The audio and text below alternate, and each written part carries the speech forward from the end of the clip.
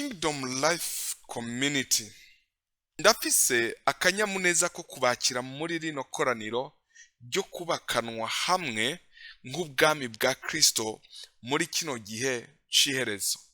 Mwagize neza guheba umwanya yanyu, mugaheba amanahuri, ndazi murarushe. Mwavuye kure kandi ivyo ni vyiza cyane mu bwami bw'Imana, kuko mu bwami turabandana kandi abahizi babunyakurisha ubuhizi. Nshuti, mwavuye muri RDC, mwavuye mu Rwanda, namwe mwavuye muri Tanzania, ndabiyegereje kandi mu gihe kizoza Imana ibitwemereye tuzobagendera. Bavukanyi muri Saudiya n'abatuye ku mugabane wa Amerika hamwe na Australia, twarabonye ubufatanya bikorwa bwanyu mu masengesho. Imana ibahe gushishikara kubandanira ubwami. Kaze rero turabire hamwe inyubako y'Ishengero ry'ubwami bw'Imana. Inyubako y'Ishengero ry'ubwami bw'Imana. Kenshi abana b'abantu turiga amashure menshi, dutumbereye kuronka ubumenyi bwo kubaka ishengero rikomeye kw'isi. Abandi turakoresha ubumenyi buturuka kuri kamenyere y'ibikorwa bivanye n'imyaka tubimazemwo. Naho hari utwigoro twinshi dukorwa n'abarongozi, turakeneye kumenya ko ishengero ritubakwa nuko tubona ibintu bikwiye kugenda. Nta na hamwe handitswe ko ishengero rizoshika ku ntumbero ya Kristo kubera rirongowe n'umuntu amaze imyaka myinshi.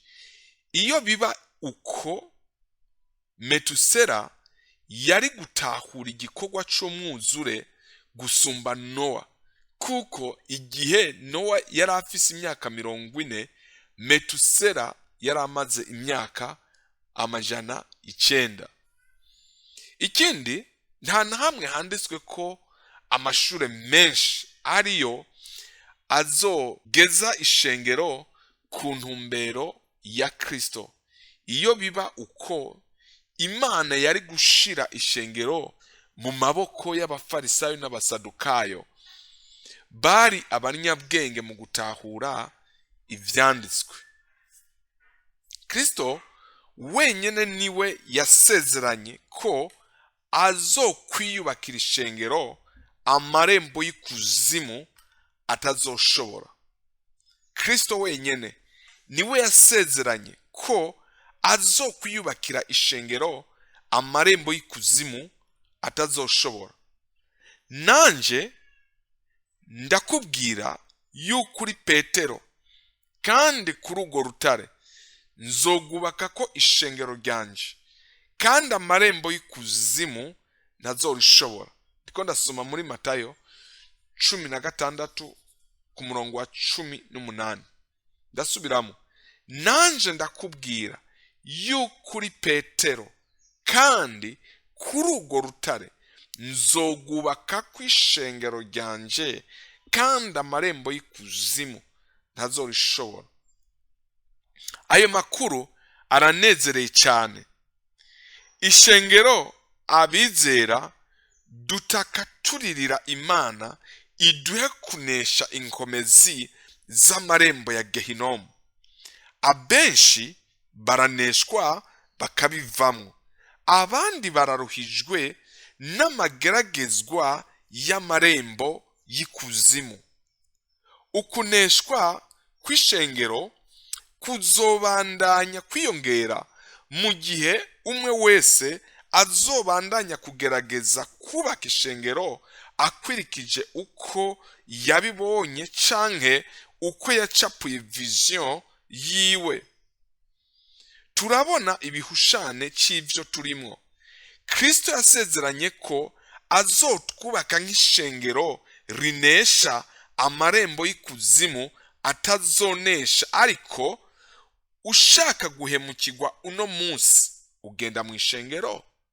Amashengero menshi atondera guca imanza zidacika ziri hagati yabo. Amashengero menshi avuka kuko vyanse ko bumvikana. Amasinzi y'abizera mu isi aruhiye mu ishengero.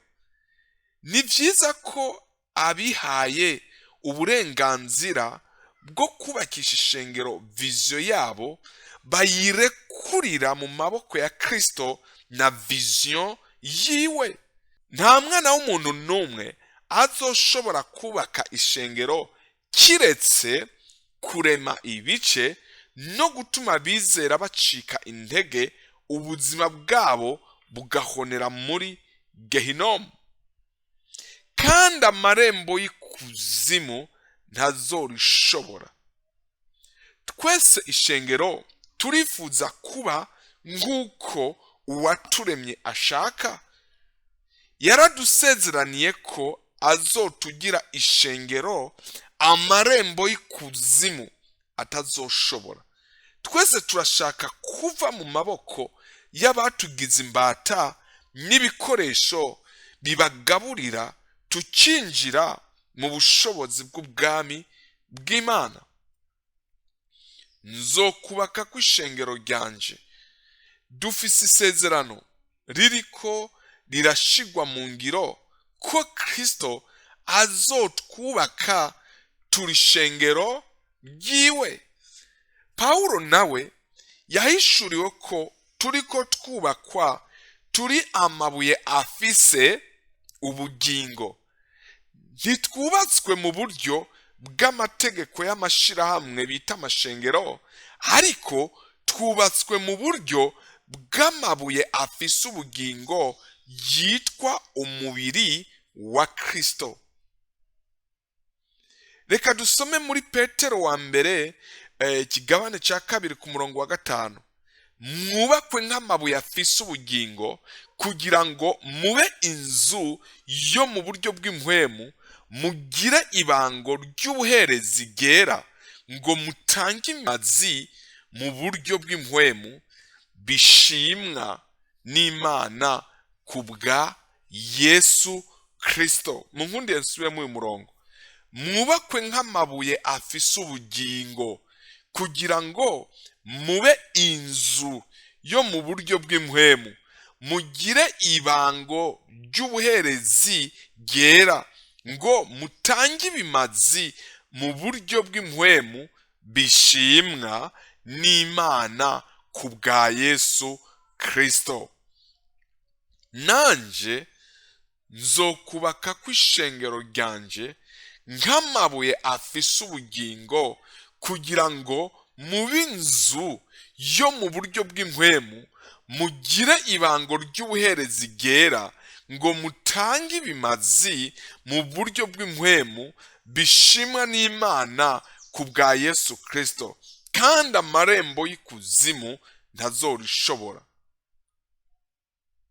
Ishengero Kristo ariko yubakisha ubugombe bwiwe ni inzu y'impwemu itabonwa n'amaso y'umubiri. Ntabwo ari imbambazi z'amasima abumbigwa muri ino si. Nta nyubako n'imwe iri ngaha ku isi yerekana ishengero rya Kristo, kandi nta butunzi na bumwe bwerekana ko ishengero rikuze canke Kristo ariko akorana naryo. Iyo biba ivyo, Kristo yari kuva mu isi yubatse banke centrale y'abizera bose. Abana b'ubwami bw'Imana ntituriko twishura ibigumbagumba vy'abarongozi ba none, ariko turiko twubakanwa nk'amabuye afise ubugingo atanga inzu yo mu buryo bw'impwemu, amarembo y'ikuzimu adashobora kunyiganyiza.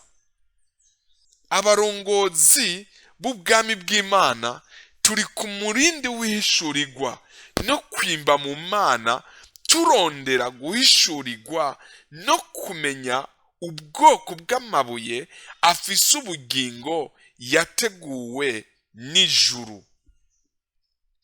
Mwubakwe nk'amabuye afise ubugingo.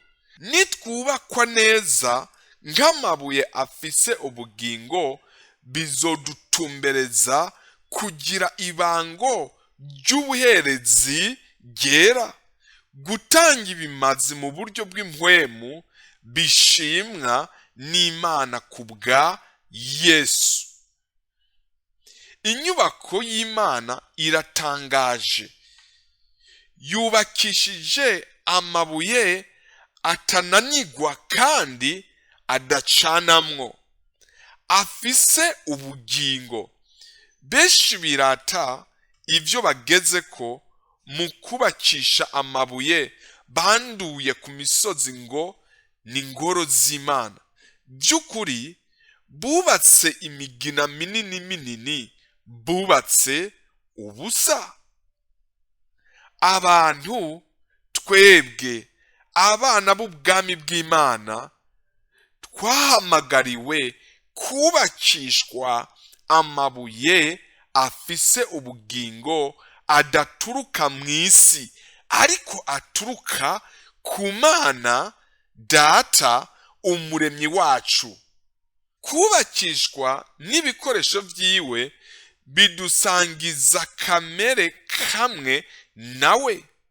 Ivyo bizotugira impore, bizozana umunezero mu ngo, bizoduhindura ishengero ry'abagororotsi atari abaryarukana n'abahemukirana, bivyara kuba abanywanyi ba Gehinomu. Naho woba warazungurutse isi yose canke ukaba warize amashure menshi, nta na hamwe wigeze kubona amabuye afise ubugingo yabikiwe kubaka ishengero Kristo yavuze ko amarembo y'ikuzimu atazonyiganza. Ishengero rya Kristo twubakishijwe amabuye y'igiciro kinini, nk'uko tubona mu vyahishuwe Yohana. Reka dusome ivyahishuwe Yohana igice ca 21, turahera ku murongo wa 19 dushike ku murongo wa 20. Amatanguriro y'urugo rwa wa mugwa yarasharijwe n'amabuye y'amoko yose n'utubuyenge tw'igiciro kinini. Ibuye ry'intanguriro rya mbere ryari yasipi, irya kabiri yari safiro, irya gatatu ryari karukedoni, irya kane ryari simaragido. Ukomeje urabona ayandi mabuye nayo tuzoyagarukako ikindi gihe. Amatanguriro y'ishengero yarasharijwe n'amabuye afise ubugingo y'amoko yose y'utubuyenge tw'igiciro kinini.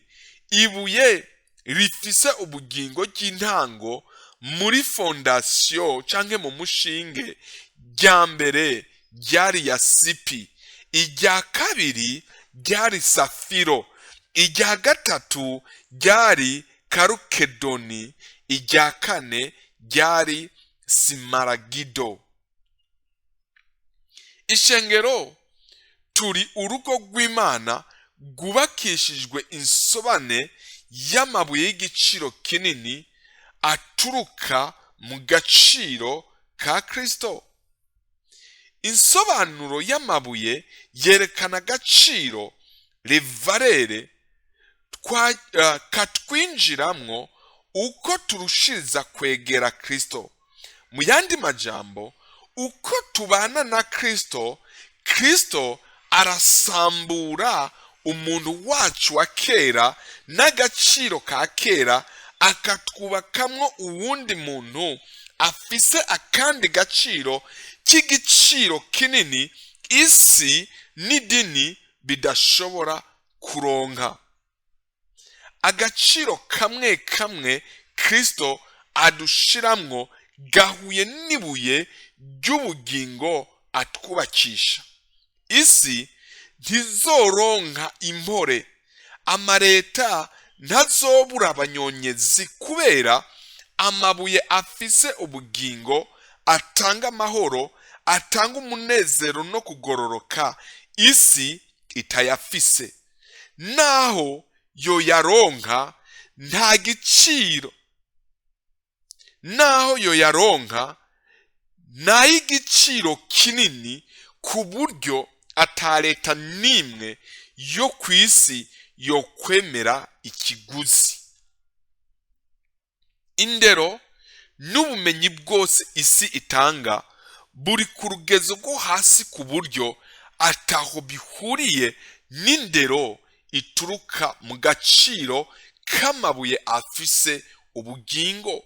Ishengero naryo nyene ritazemera kuja ku rugezo rwo kubakishwa n'amabuye afise ubugingo, naryo rizokomeza kubumbatira amayerekwa n'amahishurirwa ayoborera mu bihari no kutumvikana, bivyara umuryango w'ikiroberi n'abicanyi ariko biyitirira Imana.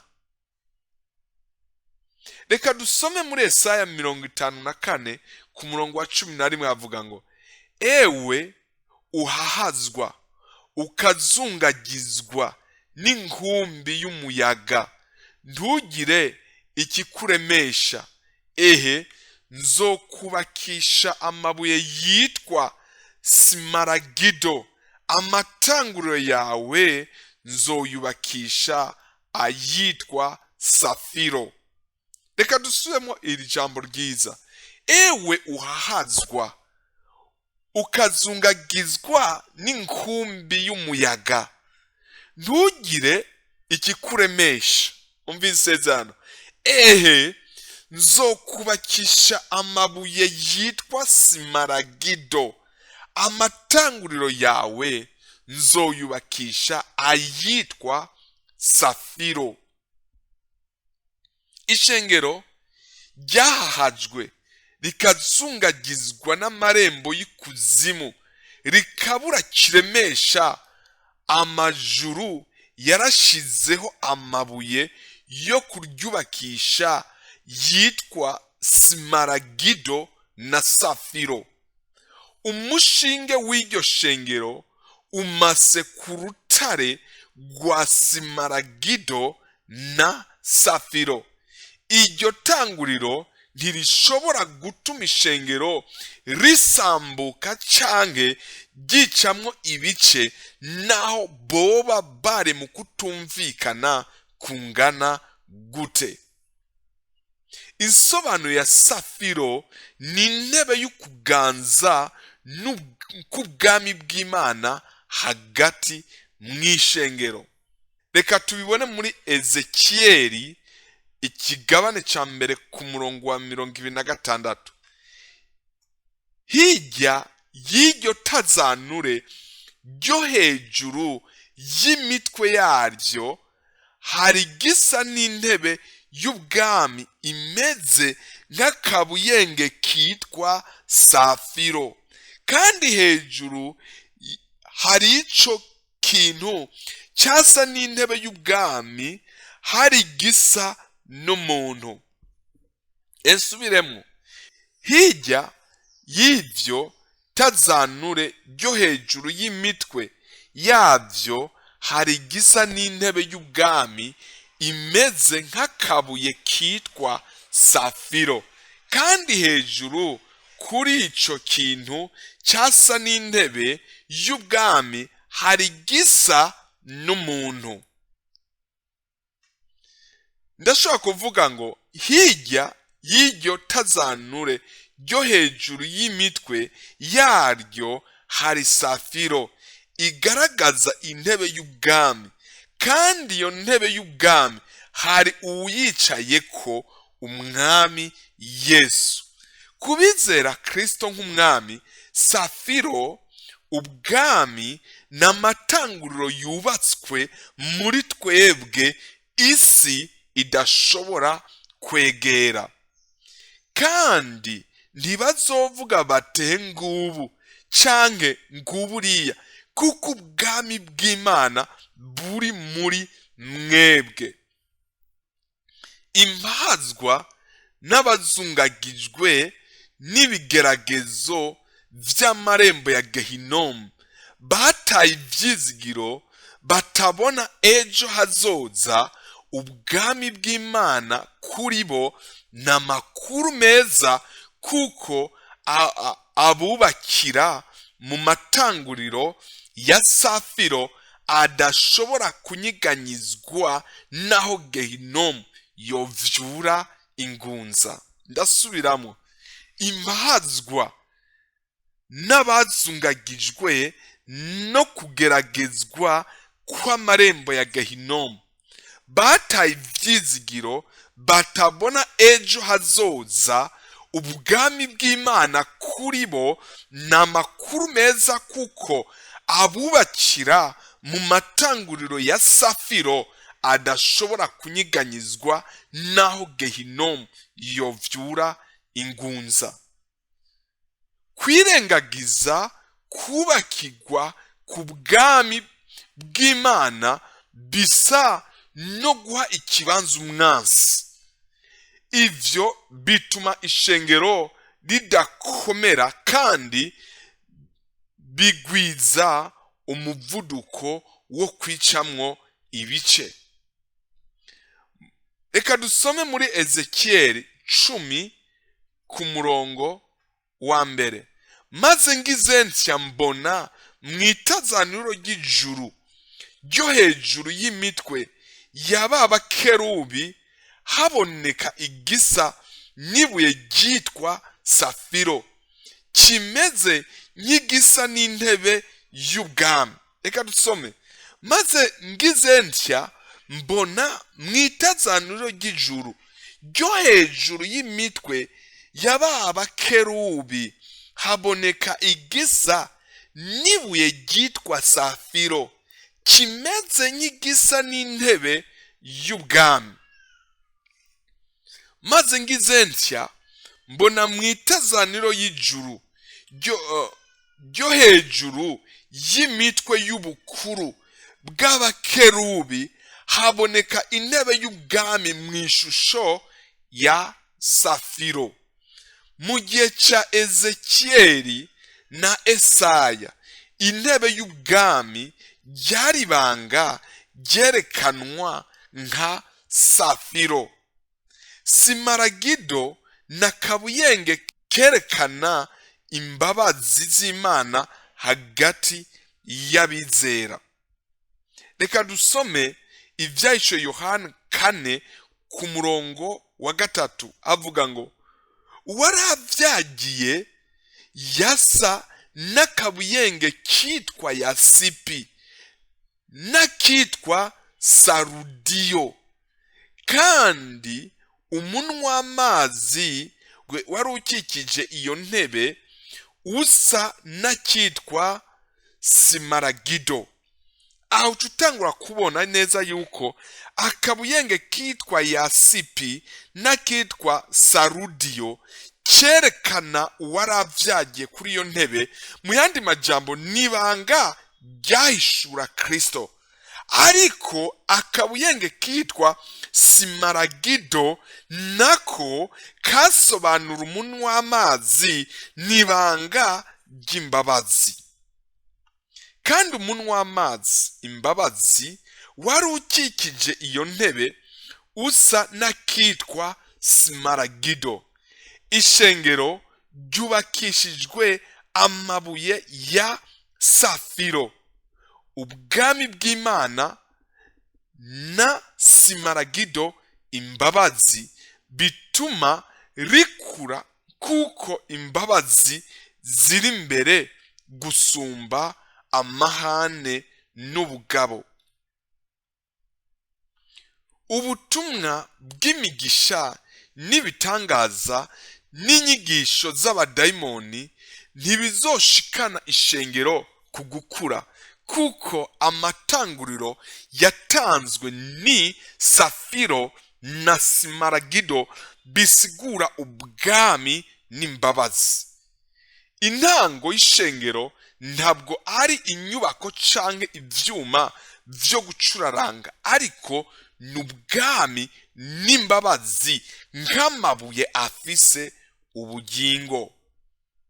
Eka dusome muri Yesaya 16:5. Niho intebe y'ubwami izoshimangirwa n'imbabazi, kandi hazobahi uzoyivyagirako mu kuri, mu nzu ya Dawidi, ari umucamanza ashishikara izibereye, abanguka gukora ivy'ukugororoka. Intebe y'ubwami mu ishengero ishimangirwa n'imbabazi, kandi Kristo ayivyagirako mu kuri, ari umucamanza ashishikara izibereye, akabanguka gukora ivy'ukugororoka, nk'uko twabisomye muri Yesaya 16:5. Naho benshi bikirigita ngo barafise vision yo kubaka ishengero vy'ukuri, barataye amatanguriro. Kristo wenyene niwe afise safiro na simaragido nk'urutare amarembo y'ikuzimu atazoshobora. Turaguhaye kaze wifuza kwakira Yesu Kristo nk'umwami n'umukiza, no kugendera mu bwami bwiwe nk'umugambi wabikiwe umwana w'umuntu. Wumva ukunze kwifatanya natwe mu isengesho no mu gikorwa cyo kubandanira ubwami bw'Imana? Kingdom Life Community yarabateguriye ibitabo bikurikira ku buntu: gutahura ubwami bw'Imana, kugendana n'Imana, kubaka urugo rw'Imana. Mwifuza kutwunganira canke kugira ico mubaza, mushobora kutwakura canke kutwandikira kuri iyo mihora ikurikira. Imana ibane natwe.